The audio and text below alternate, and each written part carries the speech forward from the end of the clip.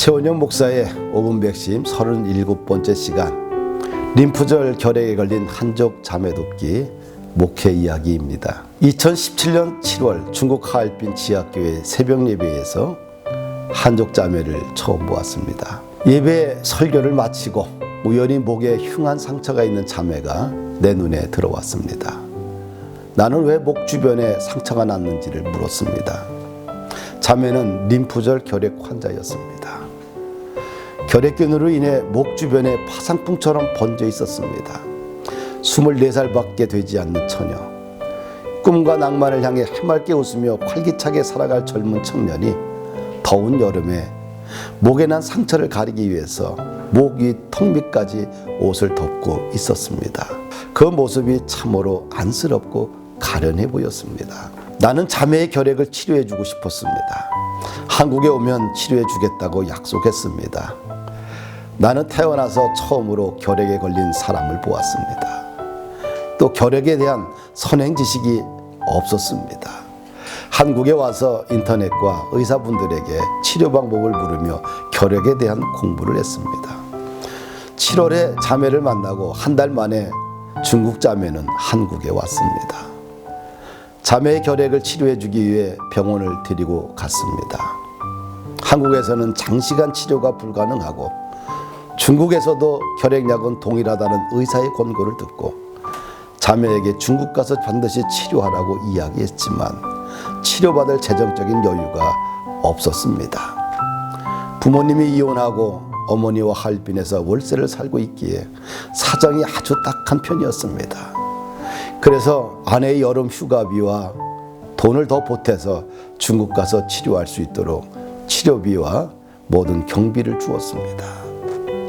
자매를 축복하고 중국으로 돌려보내는 마음이 많이 아팠습니다. 한국에서 치료받으면 좋을 텐데 외국인들에게는 의료보험이 되지 않아 치료비가 상상을 초월할 정도로 많이 든다는 이야기를 들었고요.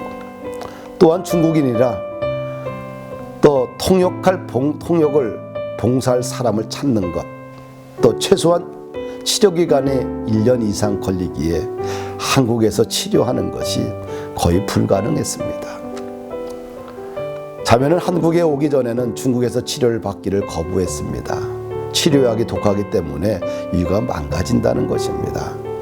그리고 중국에서 결핵을 진단받으면 앞으로 사회생활이 불가능하다는 생각에 사로잡혀 있었습니다.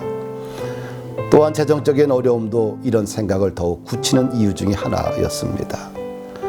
무엇보다 한국에 와서 의사를 만나고 목사와 사모의 진심 어린 이야기와 애정과 사랑의 기도를 통해서 자매의 생각에 큰 변화가 찾아왔습니다. 또한 잘 알지도 못하는 목사와 사모가 치료비 전액을 주었기에 감동을 받았습니다. 하루빨리 기도하며 치료받고 하나님의 귀한 딸로 쓰임받기를 바란다고 용기를 주었지요. 하나님이 자매를 만나게 한 이유가 있었습니다. 하나님이 자매와 우리 부부를 만나게 한 것은 그 자매의 인생길에 전환점을 주기 위해서였습니다. 자매는 중국 병원과 약에 대한 불신이 가득 차 있었습니다. 그런데 우리 부부를 만나고 나서 그의 생각에 큰 변화가 찾아왔습니다. 불신이 다시 희망의 끈을 여는 도구가 되었지요. 만남이 이렇게 중요한 것입니다.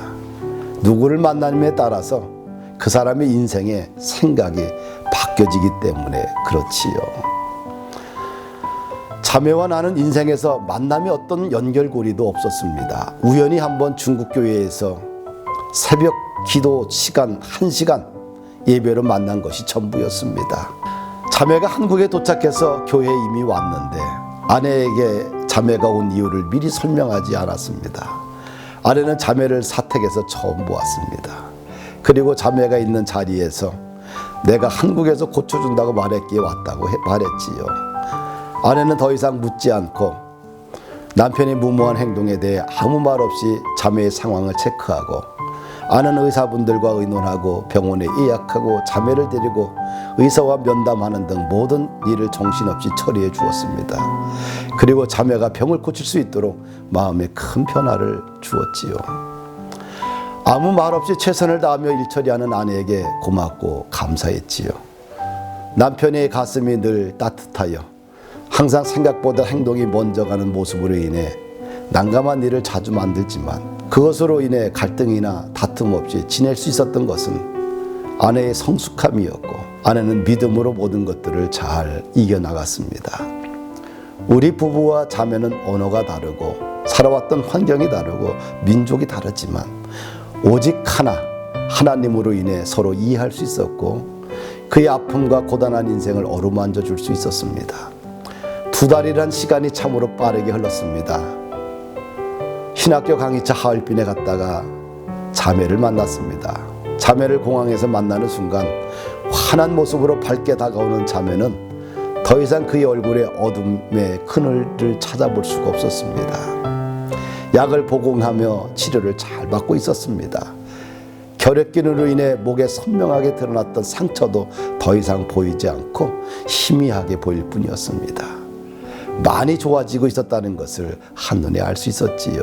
작은 사랑이 희망을 잃어버린 채 하루하루 절망 가운데 살던 자매를 어둠에서 빛으로 나오게 한 것이었습니다. 나는 또 하나의 믿음의 추억을 가슴에 새기는 기쁨과 주님의 은혜를 진하게 경험했지요. 나는 이미 돈으로 얻을 수 없는 아주 귀한 선물을 받았습니다.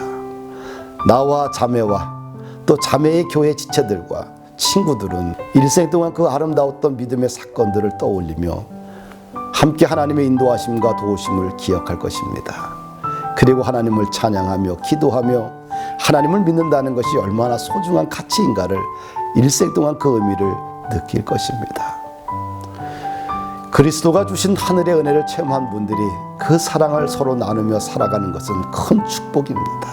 그 사랑을 함께 할 때 이미 우리들은 하나님으로부터 가장 큰 보상을 받은 것이겠지요. 감사합니다.